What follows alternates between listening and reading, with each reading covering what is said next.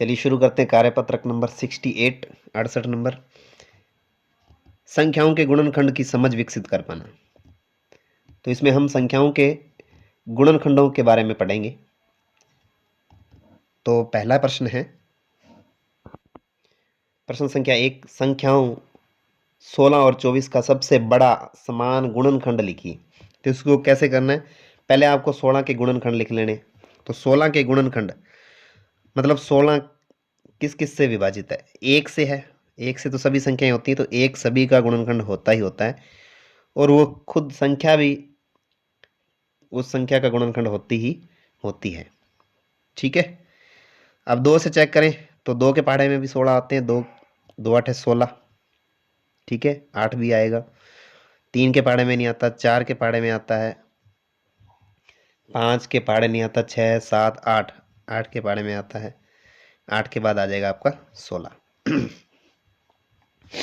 24 के देखिए, 24 एक तो आएगा आएगा। 2 के पहाड़े से चेक करें तो 12 दूना 24, 2 भी आएगा, 12 भी आएगा, बाद में लिखेंगे। 3 8 है 24, 3 भी आएगा, 8 भी आएगा। 4 6 24, 4 भी आएगा, 6 भी आएगा। 5 के नहीं आता, 6 चौके 24, 6 आ गया।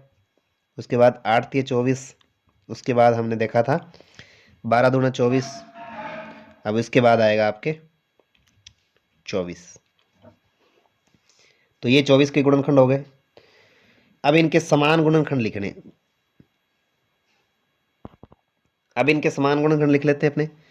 देखिए 1 है, उसके बाद 2 भी है, उसके बाद 3 नहीं है, 4 है, 6 नहीं है, 8 है, 16 है क्या इधर, 16 भी नहीं है।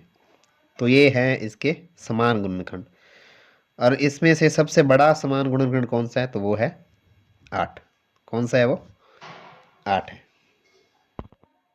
चलिए आगे देखते हैं प्रश्न संख्या 2।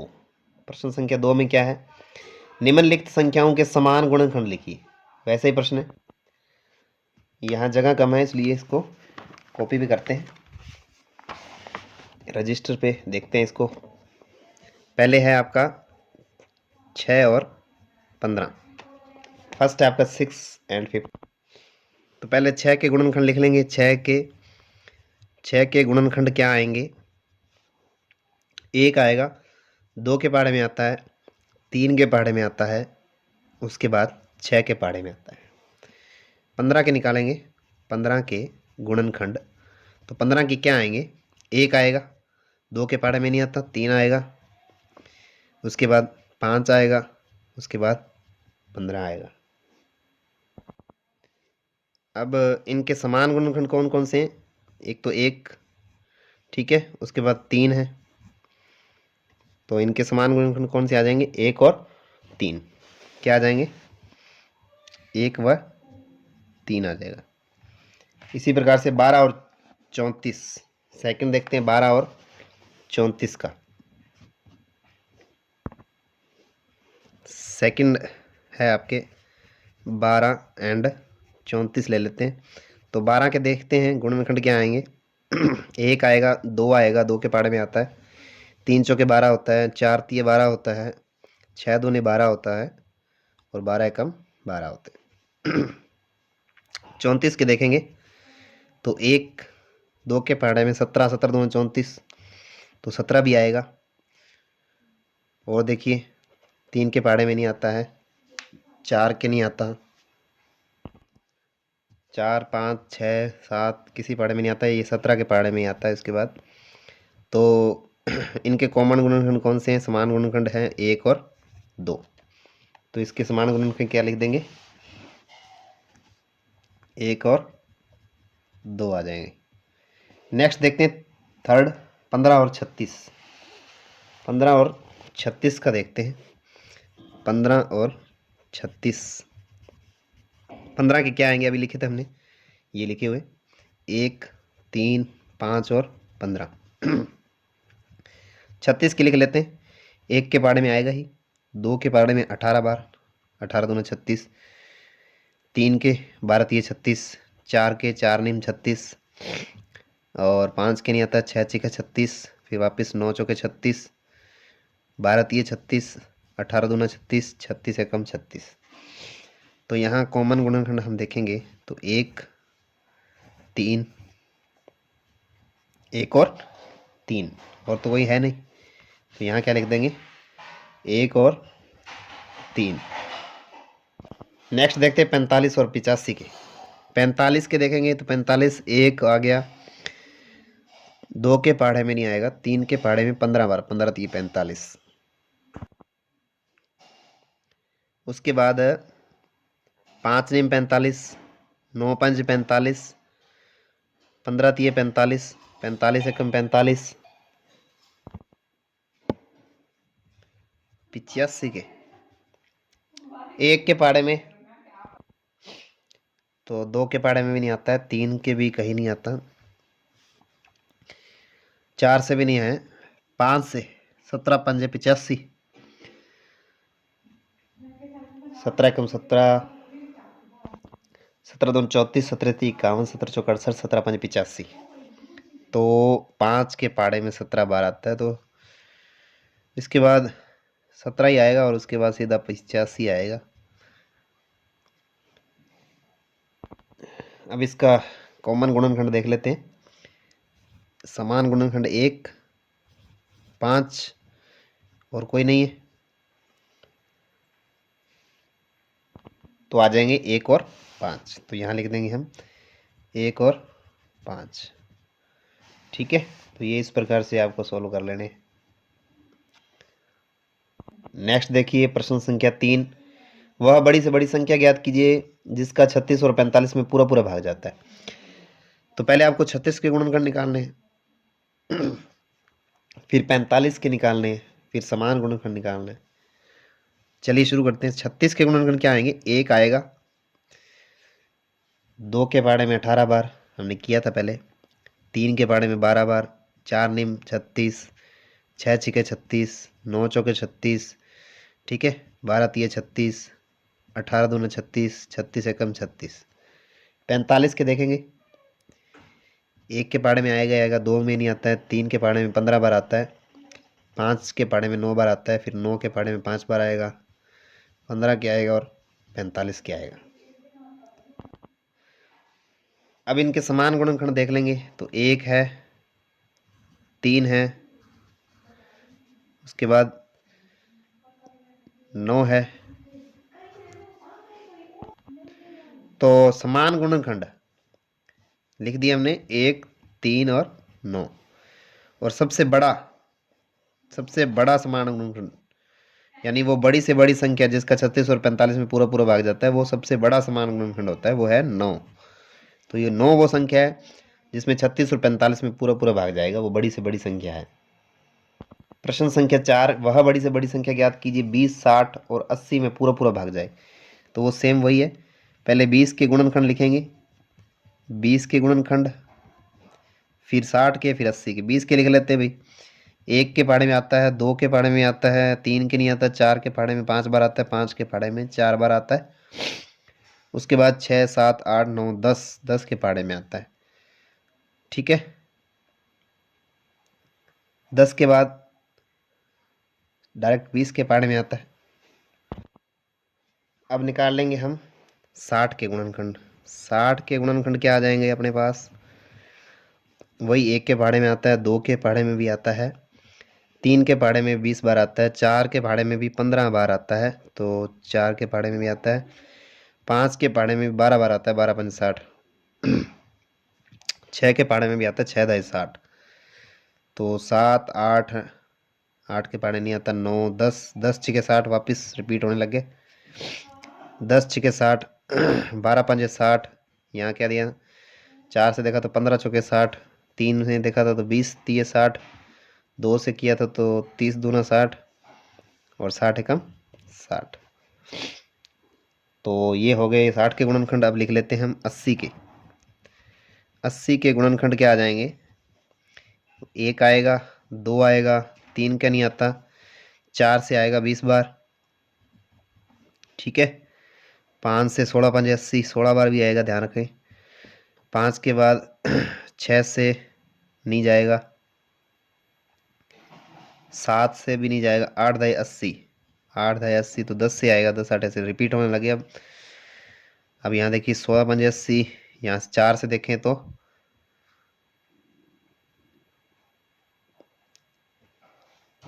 20 चौके 80, उसके बाद हम देखें 2 से तो 40 और 80 एकम 80। अब ये निकालेंगे हम तीनों के समान गुणनखंड। समान गुणनखंड देख लेते हैं। समान गुणनखंड कौन कौन से हैं? समान में देखेंगे हम 1 1 1 है, 2 2 2 है, देखिए 4 है, उसके बाद 5 भी है, क्या 6 है? नहीं है। 10 है क्या? 10 भी है, और 20 है क्या? 20 भी है। देखिए तो सबसे बड़ा कौन सा हो जाएगा? 20 हो जाएगा। 1 है, 2 है, 4 है, 5 है, 10 है और 20 है। तो सबसे बड़ा कौन सा है? सबसे बड़ा समान गुणनखंड कौन सा है? समान गुणनखंड है आपके पास 20। तो बड़ी से बड़ी संख्या जिसका 20 60 और 80 में पूरा पूरा भाग जाएगा वो संख्या कौन सी होगी? 20 होगी। इसी के साथ कार्यपत्रक 68 होता है कंप्लीट। चलिए शुरू करते हैं कार्यपत्रक 69। इसमें हम संख्याओं के एलसीएम और एचसीएफ ज्ञात करना सीखेंगे। लघुत्तम समापवर्त्य एलसीएम होता है और महत्तम समापवर्तक एचसीएफ हाईएस्ट कॉमन फैक्टर, और ये लिस्ट कॉमन मल्टीपल। तो पहला प्रश्न है, हल कीजिए। देखो जो गुणज हमने पढ़े थे, गुणज को अपवर्त्य कहते हैं, अपवर्त्य भी कहते हैं, और सबसे छोटा समान अपवर्त्य, जो सबसे छोटा समान गुणज होता है उसको लघुत्तम समापवर्त्य कहते हैं। ठीक है, एलसीएम कहते हैं। जो हमने गुणज निकाले थे उसमें जो सबसे छोटा कॉमन गुणज होता है, समान गुणज होता है, वही क्या होता है? एलसीएम होता है। तो शुरू करते हैं। 7 के 8 अपवर्तज्य लिखिए, यानी गुणज लिखिए। 7 के लिखने 7 एकम 7, 7 दूनी 14, 7 तिये 21, 7 चौके 28, 7 पंजे 35, 7 छिके 42, 7 सते 49 और 7 अठे 56। 8 तक लिखने। 5 के भी लिख लीजिए 8 तक। 5 एकम 5, 5 दूनी 10, 5 तिये 15, 5 चौके 20, 5 पंजे 25, 5 छिके 30, 5 सते 35, 5 अठे 40। दोनों के समान अपवर्तज या गुणज लिखिए। दोनों के समान देखिए, तो समान हम देखेंगे तो इसमें नहीं है ये वाले 35, तो 35 है इसमें,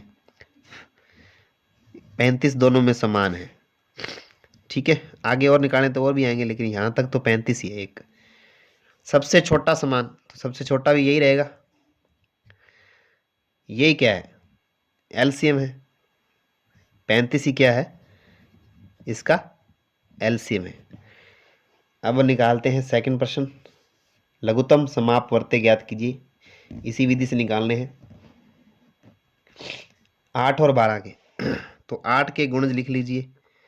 तो 8 के गुणज क्या आएंगे?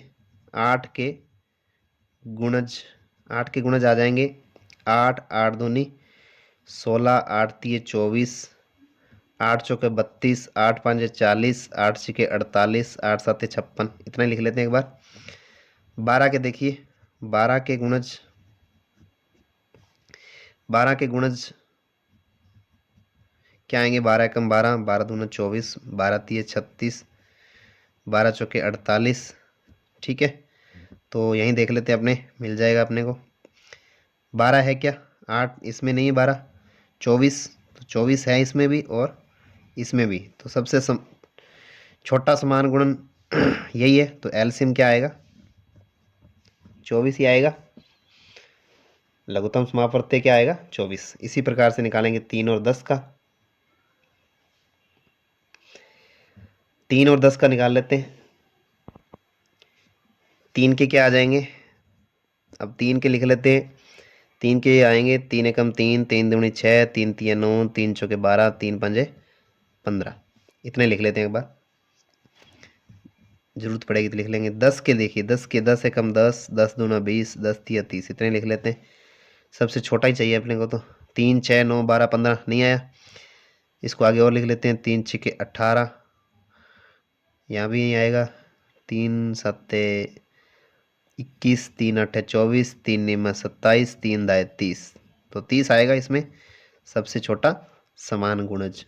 तो LCM क्या आएगा, 30 आ जाएगा। इसी प्रकार से 5 और 15 के निकाल लेते हैं। 5 के क्या आ जाएंगे, 5 से कम 5, 5 दूनी 10, 5 3 15, और 15 के क्या आएंगे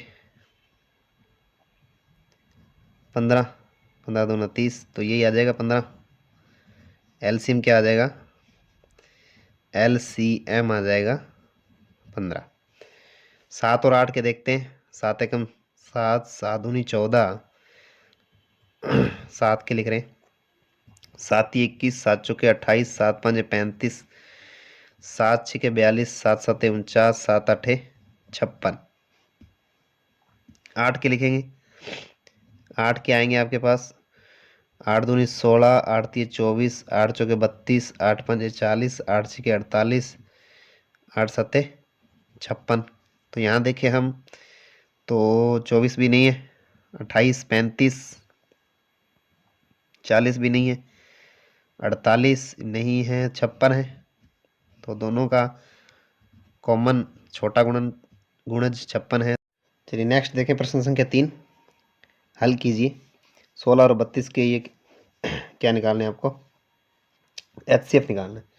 तो पहले देख लेते हैं गुणनखंड को, जो हमने पहले गुणनखंड पढ़े हैं उनको अपवर्तक भी कहते हैं, और सबसे बड़ा जो समान गुणनखंड हमने पढ़ा था उसको हम महत्तम समापवर्तक कहते हैं, HCF कहते हैं। जैसे हमने पढ़ा था 20 60 80 में बड़ी से बड़ी संख्या ज्ञात कीजिए जिसका पूरा पूरा भाग जाता है। तो बड़ी से बड़ी की जब बात कर रहे थे वो हम HCF की ही बात कर रहे थे। तो यहाँ हम HCF निकालना सीखेंगे। 16 और 32 के निकालने, यहाँ देखिए 16 और ये 30 लिख रहेगा, यहाँ 32 है। 16 के अपवर्तक लिखिए। तो 16 के अपवर्तक यानी गुणनखंड लिखने हैं आपको। 16 के क्या होते हैं, 1 के पहाड़े में आएगा 2, 4 चौके 16 होता है, 8 दूनी 16 होता है, 16 एकम 16 होते हैं।